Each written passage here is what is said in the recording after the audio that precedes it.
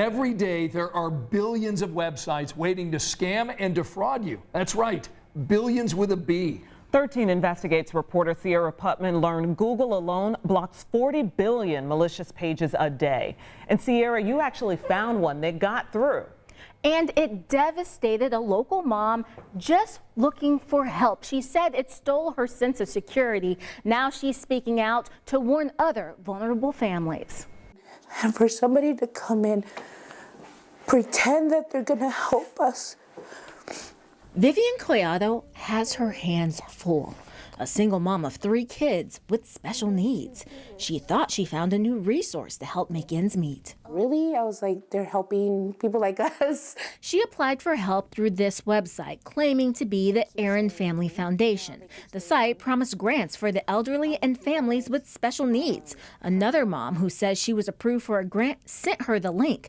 Vivian shared these messages with 13 Investigates, showing she was approved for $1,400. She waited and waited, but the money never came. They would have paid my rent and a couple of my bills, and we would have been okay. But now we're behind. No help. Instead, her son's Social Security check was rerouted to a different account. She caught it quickly after one check. This letter shows Social Security is investigating the fraud. Vivian realized she gave the website all the information a person would need to take the money. The pain that they just caused me, I wouldn't wish that on nobody. Vivian is not alone. Last year, the FBI reported nearly 12,000 Hoosiers lost money to internet scams. Nationwide, Americans lost $27 billion over the last 5 years. We had 2 cybersecurity experts review the site. Both say they understand why Vivian thought this seemed real. At first look, there are no glaring spelling errors, and it uses the HTTPS prefix, showing the site is secure. The experts spotted several issues that combined made them ask questions, like why these social media links don't take you anywhere. Anything that you click on keeps you within the website.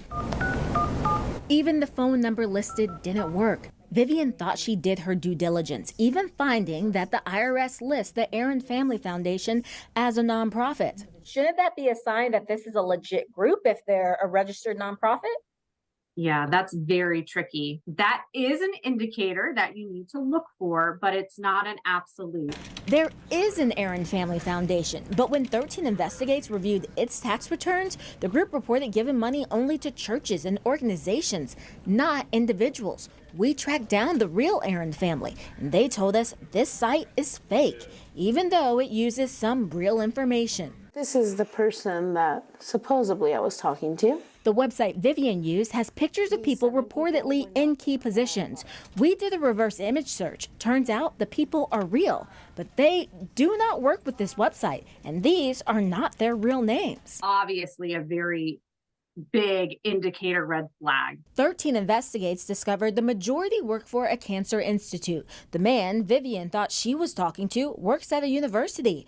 After we reached out, he contacted the site and his picture disappeared. The same happened when we contacted several companies whose logos were also on the site.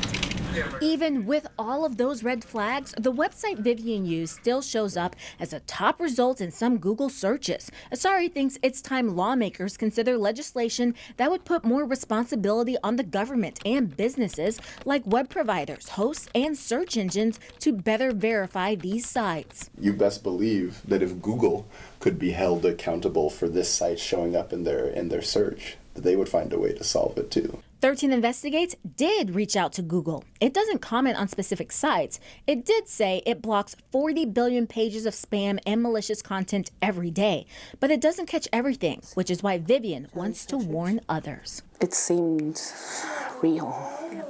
But I guess, when you're hopeful, you want it to be real. Vivian says this experience will make her more cautious in the future. Our experts say as scammers get smarter and new technology emerges, it's harder to tell real from fake. I've called and emailed the website operators, but haven't heard back. Again, the Aaron family tells me they have nothing to do with this website. It is so hard to protect ourselves, but checking these images, that's really something good to know. And it's actually not that hard to do. we're actually going to walk you through how to do it yourself online. Just look for this story on WTHR.com and go to the 13 Investigate section. All right, Sierra, thanks so much.